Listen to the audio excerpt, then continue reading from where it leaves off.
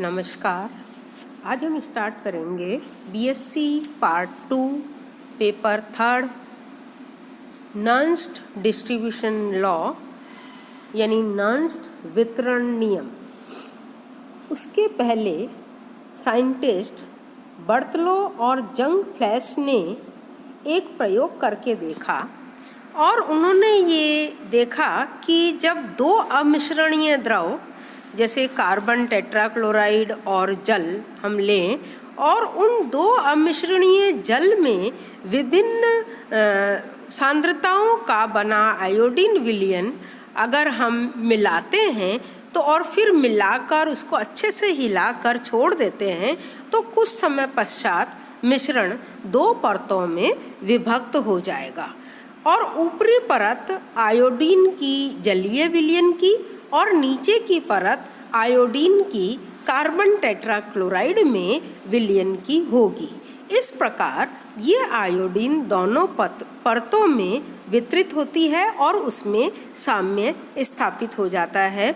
Iodine अणुओं के जल से कार्बन टेट्राक्लोराइड परत में गमन की गति आयोडीन अणुओं के कार्बन टेट्राक्लोराइड से जल की परत में गमन की गति के बराबर हो जाता है। साम्य अवस्था पर दोनों परतों में आयोडीन की सांद्रता जो है वो हम स्टैंडर्ड सोडियम थायोसल्फेट से टाइट्रेट करके डिटरमाइन कर लेते हैं। तो आयोडीन की हम डिफरेंट अमाउंट हम ले लेते हैं, डिफरेंट कंसंट्रेशन के हम सॉल्यूशन बना के और फिर हम उससे हम प्रैक्टिकल को दोहराते हैं और निश्चित ताप पर ये देखा गया कि दोनों ही परतों में आयोडीन की सांद्रताओं का जो अनुपात है वो स्थिर रहता है, कांस्टेंट रहता है। तो यह आयोडीन की कुल उपस्थित मात्रा पर निर्भर नहीं करता है, अर्थात आयोडीन की चाहे कितनी ही मात्रा क्यों ना ली जाए। अब जैसे यहाँ पर हमने कार्बन टेट्राक्लोराइड की जगह हमने CH2 लिया है, CH2 भी ले सकते हैं, कार्बन डाइसल्फाइड भी ले सकते हैं। तो जब हम इन दोनों ही अमिश्रणीय द्रवों से कार्बन आयोडीन को हिलाते हैं तो ये अपने आप को दोनों ही विलयन में डिस्ट्रीब्यूट कर लेता है। तो हम यहाँ पर जो फॉर्मूला लिखेंगे वो है CCH2 upon CH2O is equal to K। हम ये फॉर्मूला यहाँ K एक स्थिरांक है जिसे वितरण गुणांक या विभाजन गुणांक कहते हैं। इंग्लिश में हम कहते हैं डिस्ट्रीब्यूशन कोफिशिएंट या पार्टीशन कोफिशिएंट कहते हैं, या इसको हम विभाजन अनुपात भी कहते हैं यानी डिस्ट्रीब्यूशन रेशियो भी कहते हैं। फिर बाद में साइंटिस्ट डब्ल्यू नॉन्स्ट ने एक नियम प्रतिपादित किया जो उसके नाम से नॉन्स्ट वितरण नियम कहलाया और उसके नियम के अनुसार जब कोई विलय दो परस्पर संपर्क में रखे हुए अमिश्रणीय द्रवों में वितरित होता है तो स्थिर ताप और साम्य पर दोनों विलायकों में उनकी सांद्रताओं का अनुपात स्थिर रहता है यदि विलय दोनों द्रवों के साथ कोई रासायनिक अभिक्रिया नहीं करे, अर्थात विलय दोनों विलायकों में समान आणविक अवस्था में रहे। तो इसको जनरलाइज करने के लिए उन्होंने कहा कि भाई हमने जो दो अमिश्रणीय विलायक लिए, सपोज वो अमिश्रणीय विलायक A और B है, दो अमिश्रणीय विलायक A और B, क्योंकि हम उसकी जगह जल CH2 ले सकते हैं, जल कार्बन टेट्राक्लोराइड ले सकते हैं, जल ईथर ले सकते हैं। तो उसको जनरलाइज करने के लिए नॉन्स्ट ने कहा कि सपोज हमने दो विलायक A और B लिए और ये जो दो विलय जो है वो अपने आप को इन दो विलायक A और B में स्वयं को वितरित कर लेता है और इसमें इनकी आणविक स्पीशीज बिल्कुल समान रहती है। तो उस A और B दोनों विलायकों में जो सांद्रताएं हैं, सपोज वो है Ca और Cb। तो जो हम वितरण नियम के अनुसार जो हम इसका वितरण नियम लिखेंगे वो है Ca upon CB is equal to K जैसा कि आप जानते हैं, अपन ने पढ़ा भी, के है वितरण गुणांक या डिस्ट्रीब्यूशन कोफिशिएंट।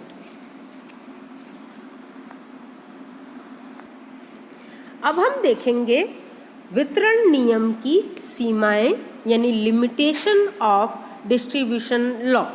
तो ये देखा गया कि दो अमिश्रणीय विलायकों में किसी विलय का वितरण सभी परिस्थितियों में सामान्य वितरण का नियम दृढ़ता से पालन नहीं करता है।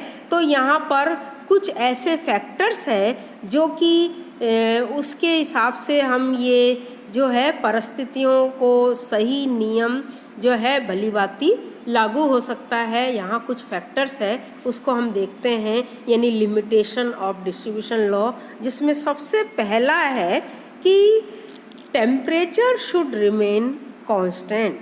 यानी जो भी हम प्रैक्टिकल कर रहे हैं तो थ्रू आउट प्रैक्टिकल उसका टेम्परेचर कांस्टेंट नहीं रहता है, कांस्टेंट रहना चाहिए, क्योंकि दोनों ही विलायक जो है वो उनमें विलय की जो विलयता है उसकी वो ताप पर निर्भर करती है। इसलिए ताप से विलयता में परिवर्तन दोनों विलायकों में भिन्न हो सकता है। अतः नियम को सही रूप से लागू करने के लिए हमें उसका ताप स्थिर रखना होगा।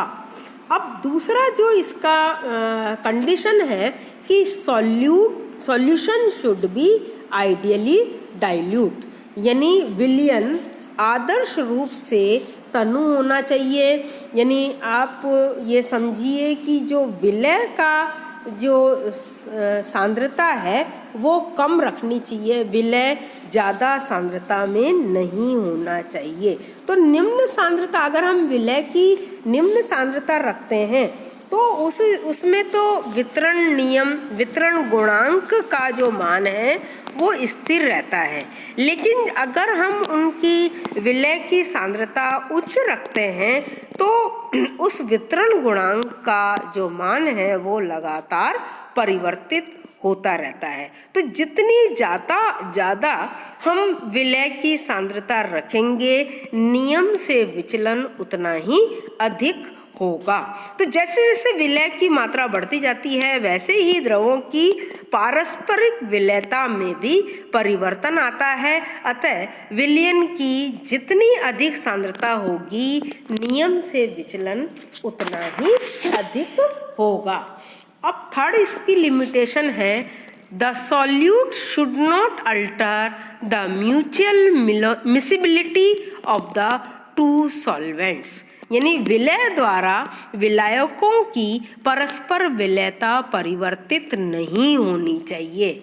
तो यानी हमारा जो ये डिस्ट्रीब्यूशन लॉ है, वितरण नियम है, ये तभी सही तरह से लागू होगा जबकि दोनों विलायक परस्पर अमिश्रणीय हो और जो भी विलय हम काम में लें उस विलय की उपस्थिति से इनकी पारस्परिक विलयता परिवर्तित नहीं हो।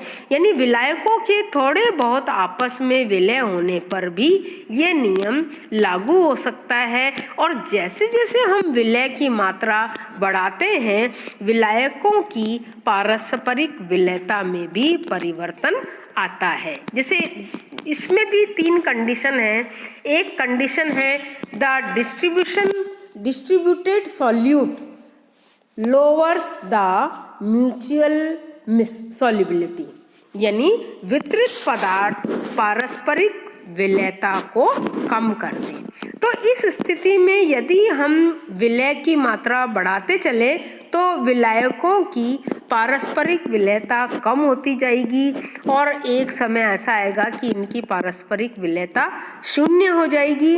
तो इस स्थिति में वितरण अनुपात शुद्ध विलायकों में विलयताओं के अनुपात के बराबर हो जाएगा।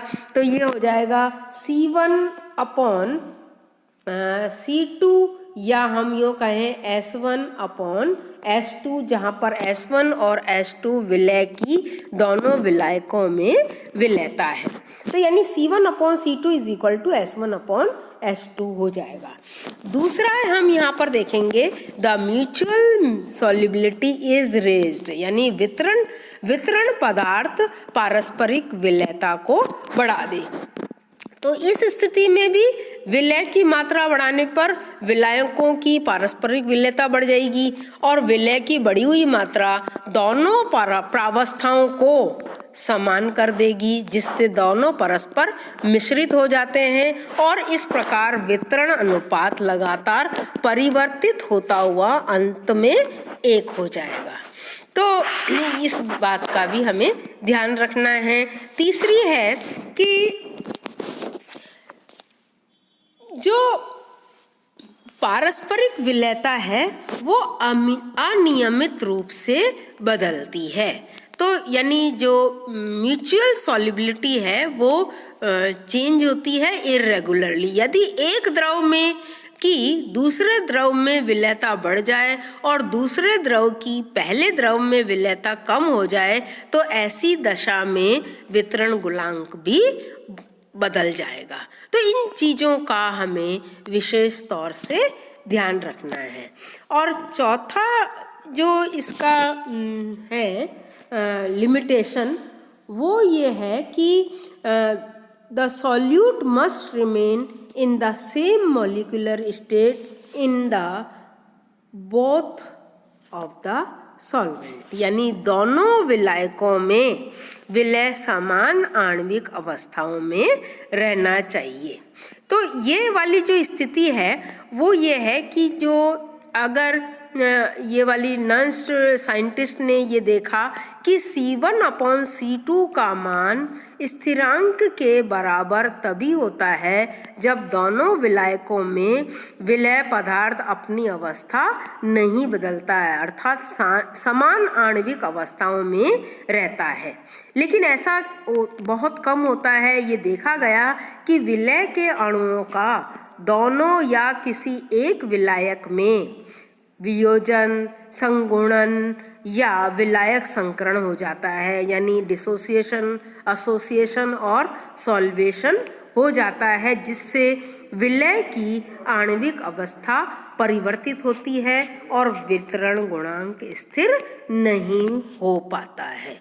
तो यहाँ तक आपको एक बार पढ़ लेना है, फिर आगे का हम देखेंगे इसका डिटेल में। 4th पॉइंट का डिटेल नेक्स्ट लेक्चर में हम देखेंगे। Thank you.